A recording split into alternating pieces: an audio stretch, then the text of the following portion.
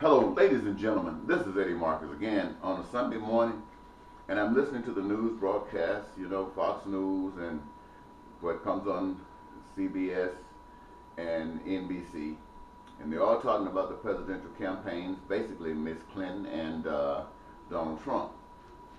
And what it is, ladies and gentlemen, is that we're talking about some stuff that should have been made up in people's minds a long time ago.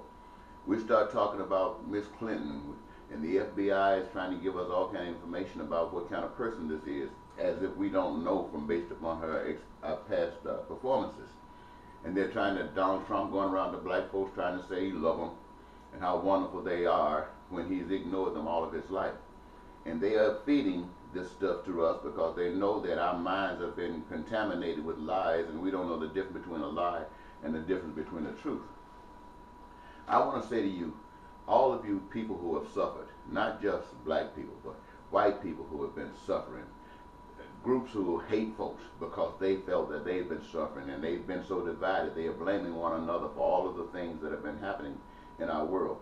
Well, the truth of the matter is that we have been divided by people's lies, and we have accepted those lies that work for us because we have ourselves been a selfish type of people and not known what it meant to be a people, a house together.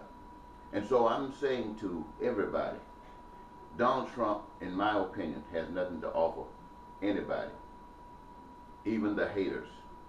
A little bit more hate, that's all. Ms. Clinton has nothing to offer the people. All she has to offer are those people who finance her. And you talk about the Green Party. Ms. Stein, she says some great things. Mr. Johnson of the Libertarian Party, I'm sure they do as well. But those people, what you have before you is a representation of white people who have never given a darn about black people. Believe me, you that. And if they gave a darn, it didn't mean anything. And then on the other hand, when you talk about who will do something for you blacks and you poor whites who thought that bringing about a change that mattered was going to do something for you. You brought about Barack Obama. And Barack Obama has not done a thing for you. Barack Obama has benefited some people. They're usually the military complex, industrial complex. It has to do with Wall Street and other things. Now, people say he did something for health care that has been tried for generations and never happened. And now you hear everybody complaining about that health care. Well, even that, is that enough? Can Miss Clinton promise you anything beyond what her husband did? Can Donald Trump promise you any more beyond what George Bush did? I mean, be serious. Be serious. And the other people who you don't know about, the Green Party, the, what is it called? The Libertarian Party. Do they offer you enough promise? Can you put your hands and vote for them knowing or not knowing what it's going to do for your children, what it's going to do for your grandchildren? I would like to say to you, ladies and gentlemen, most of the situations that you find yourself in today, you deserve them. Whether you're locked up in prison, whether you're living under bridges, whether you are wealthy as whatever, you shall reap what you sow. You have not shown any kind of love for others. All you have been focused on is about you, your family, your race, your town. And with attitudes like that, you deserve everything you get. But that's not the only thing that's being offered to you, because I'm going to tell you something else. If you can't trust Ms. Clinton, Donald Trump, or any of these politicians, can you trust yourself? Can you trust yourself? Now, if you can't trust yourself, you got a big problem. So why am I saying that? I'm saying to you that politics, I heard, is just another person's opinion or your opinion. I even heard that religion was like politics, your opinion. That's why you got so many churches out here. Just an opinion, and you going on these different opinions. But what's righteous, there's no opinion about that. Righteousness works. Righteousness makes you feel good. And when I say you, I'm not talking about you as an individual only. I'm talking about all of you. And so what I would suggest to you, that you use your head, use your heart, and use your mind. You got to change your mind by changing your head. You got to recognize all of the stuff that's out here. Now, I know you don't know anything about heaven because you've been taught that heaven is someplace else. But I propose to you, ladies and gentlemen, that we can create heaven right here in America. And if we, having created heaven here in America, we can create heaven across the earth. But you got to create it somewhere, not outside of life, not outside of this world, but here in this world. And it has to be done by you, the people, not a politician, not a preacher, by you, the people. The prerequisites are set. Every human being on the face of the earth was created by another power unseen. And every last one of them have the same requirements for survival. Those requirements are food. Those outside of oxygen and water. But it's food, it's clothing, it's shelter, it's education, it's health care. These things are essential for human survival. Human survival. Every last one of you have these requirements. Now, if you have that requirement, why would you want it for you and not for anyone else? You know, there are people starving all over the world. Even in America, people are starving. And you don't care. That's why we are where we are today. But I want to tell you that what I'm telling you right now is not my view. It's righteous view. Why is it righteous? Because it satisfies every last one of you. The only thing that will do that is righteousness. Lies and jive will not do that. Righteousness will. Now, how do you achieve these things? The Creator had it set up in such a way that every individual on the face of the earth,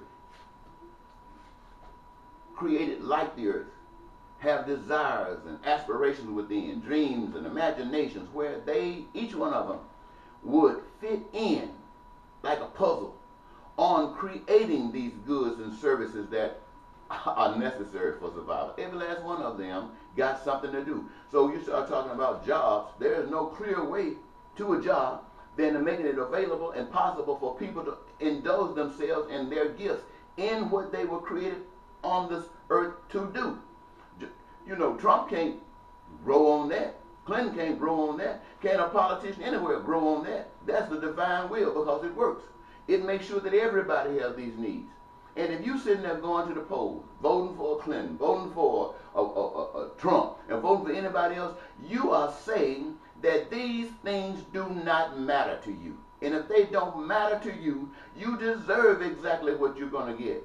And for those of you who thinking that Jesus is sitting up there looking down to the cloud and going to come down and deliver you when you're voting for this evilness, you got to be out of your mind. And what kind of church you've been wrapped up in all of your life? You ought to pull that junk off and everything you ever heard in that baby and walk out and ask God to speak to you. And I guarantee you, if God speaks to you, he's going to tell you that, well, the Spirit of God, if you won't think he's a woman, the Spirit of God will tell you the same things that you have just heard right now. And if it tells you anything different, it's not the Spirit of God. If it leaves anybody up, it is not the Spirit of God. So I propose to you as American people, rather than listen to this crap that people are constantly telling you, why don't you make up your mind that instead of going for Republicans, Democrats, and other parties, we're going to go for what's right. We're going to go for love. We're going to go for what we understand God to be. We're going to go for everybody. And that means creating heaven in America. Heaven in America, where everybody's dream is coming true. Not gonna come true, not can come true, but is coming true. Is. Now, I've made a proposal to the president and all of the leaders from the federal level, state level, and city levels about this, what I'm telling you with now. And I'm asking them to consider. I know their mindset is not this, like your mindset is not this. But I've made that proposal to you, to them, as I'm making it to you. And I'm going to see how many people respect God. Because you go to those polls, you don't have to vote for those other people. Go to those polls and write God in.